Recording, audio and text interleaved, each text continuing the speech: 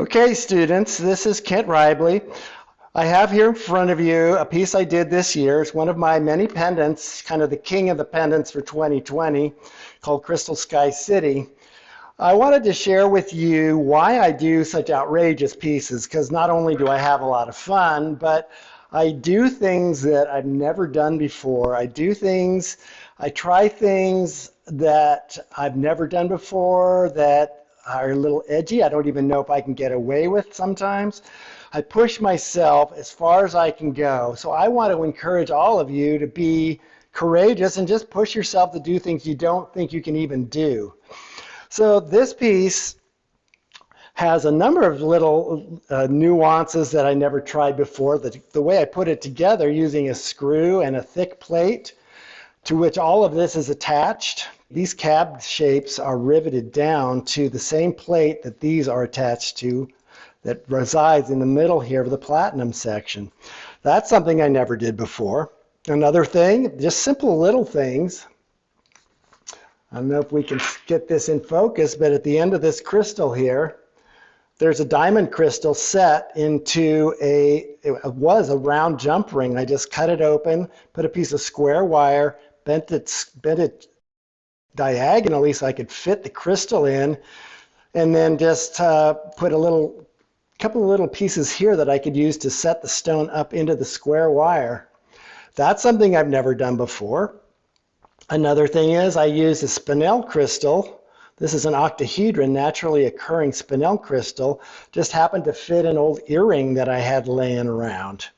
So I just stuck it in there and added it to a piece of, an old piece of jewelry that I scrapped years ago that's been sitting in my scrap box. And then I added a spessartite garnet here. And then I did caps for this as an aquamarine crystal. Again, with this is just an old chain end that I just cut off, and then I changed the loop to set the diamond. I just took a bunch of stuff from my scrap box and threw it together, and I added a lot of new stuff too, just for fun. And then the other thing, there's other things I've done here that I don't want to go into now, but the other thing I did in this piece is I did a lot of my own stone cutting, which is what leads me to the next topic I have here, which is spin-offs. When you do something outrageous and try new things, some of them work out better than others, and you choose which ones you like, and then you go with it and create jewelry designs around them.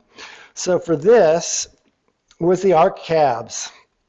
I really like the translucent quality of cutting these chalcedonies nice and thin. You can see the width is only 6 millimeters, but it's a very translucent material, so it has this magical airy quality that I really love. And then I also cut some rose quartzes here.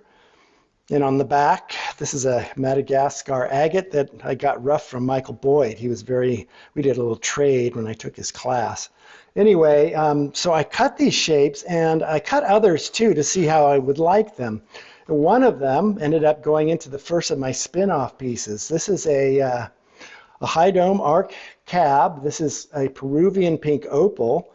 Not expensive material, but it has a very nice fleshy tone to it. It has a fleshy feel. It has kind of modeling in it that almost looks like blushing.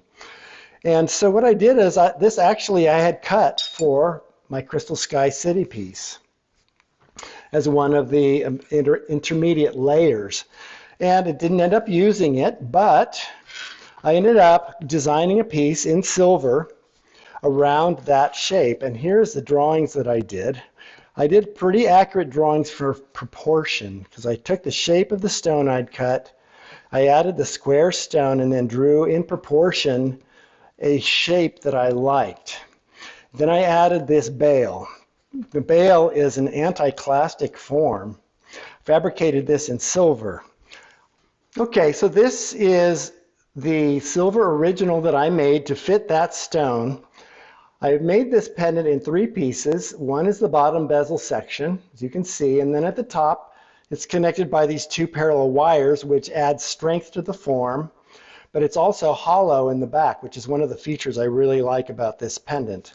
So between those 2 bars goes the bale. This is the one side of the bale that gets soldered in after it's cast. So you can see here how the 2 halves fit together. The tube where the diamond is set just slides right in between the two, and then I solder it from the underside. So that makes for a really nice overall shape, really interesting. I wanted to talk in detail here about this bale.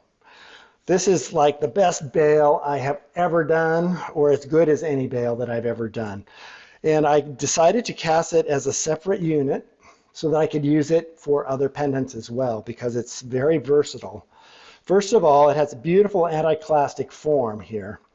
And it's just an anti-clastic sheet with ends put on, and then I cut it. I added my signature and stamp right here, where it is in the back, hidden by the safety 8. Then this pops open. So this receives a wide variety of chains and cords or small beads up to 5 millimeters. Snaps shut once and twice. So it's a very safe thing. And also, the great thing about the anti-clastic shape, of course, is the fact that it's curved. So it actually has a sensual relationship with the chain or cord that it's on. It slides easily. Also, one thing I like about the pendant is how it's open on the top there. You can see the stone underneath as well as from the side. It keeps the weight of the piece down, although it still comes in at 9 grams. But overall, I'm very happy with this piece. This was the first run, and then I learned from doing this first piece that I wasn't totally happy with the granule pattern. There was some work I needed to do with the clasp and bezel to make it work better, and this is the second one. I saved my better stones. This is lapis and, of course, emerald. Again, I improved the granule pattern. I worked on the bale a little more on this one. It works nicely, but it also has a better mechanism in the back. The safety 8 is more secure, and I like the way the granulation pattern worked out much better. Even the back on this piece is gorgeous. So this one is, again, emerald and lapis. And again, I'm cutting these arc shapes myself, which is really fun. I've been really getting into stone cutting. So for future pieces, I've already cut a bunch of other stones. This is a chalcedony. Has super nice luminescence. It's the very same material that I used for the Crystal Sky City. I've done an amethyst also. I'm going to put it on here so you can see the color a little better. It does have some color, but it's pale, but it's still really lovely. And then I also have a rose quartz here that I've cut in the same shape. So I'm ready to make a bunch of these if they sell well. I don't know if they will.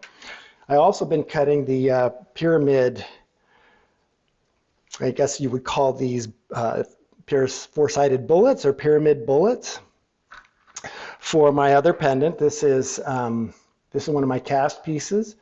This is the same light aqua and set with sapphires. Again on the swivel bale.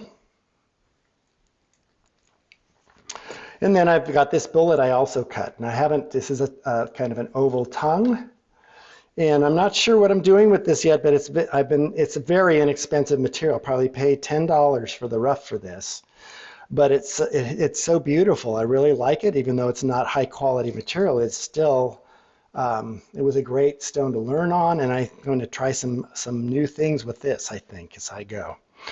So I just want to say, you know, when you risk doing something and I put over 200 hours into this piece. So it's just one of those things where there's going to be some takeaways from this, whereas this is not something that you would necessarily sell or even a person that would wear comfortably. It's a showpiece, and it not only is it just a magnificent thing in and of itself, or fun, it's just that I get so much creative juice from doing things I've never done before. Thanks for joining me in this journey through my year of pendant making. I hope you've enjoyed it and learned something about making jewelry or the process that I go through to create new things. It's been a pleasure for me, and I hope to see you again later.